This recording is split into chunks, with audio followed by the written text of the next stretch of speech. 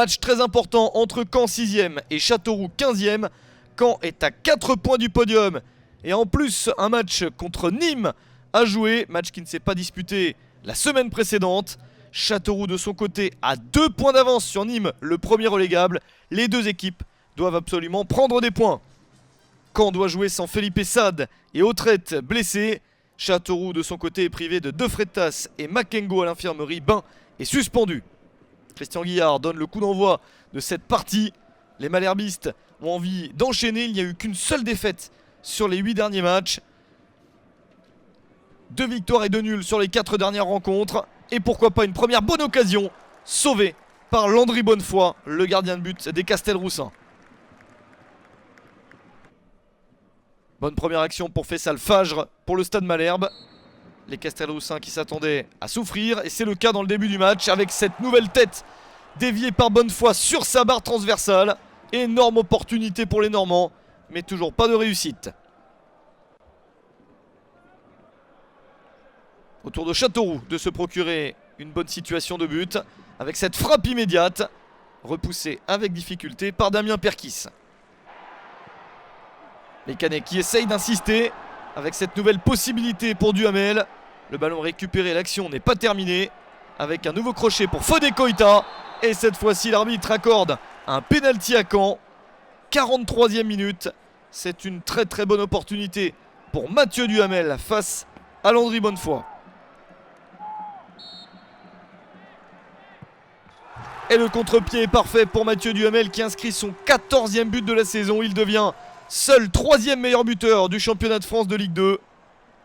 Caen mène enfin 1-0.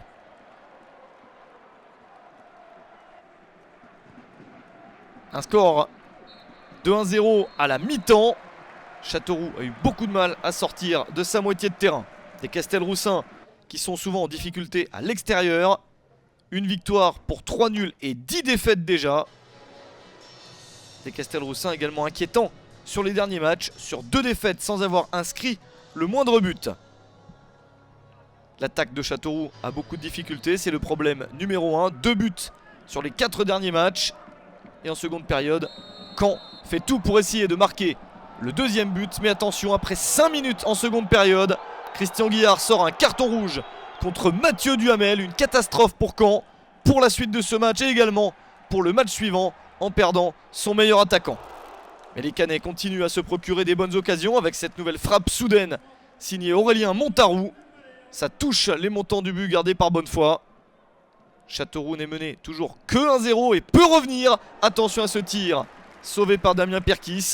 On s'approche des tout derniers instants. 94e minute.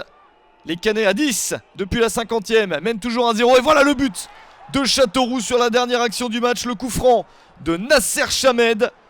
Le ballon est dévié par Christopher Maboulou. Et Jean-François Fortin, le président de Caen, qui était au bord du terrain, est déçu. Mais Patrice Garande voit qu'il s'est passé quelque chose. Il annonce une main. Et effectivement, Maboulou lève la main au-dessus de sa tête et effleure le ballon qui entre dans les filets.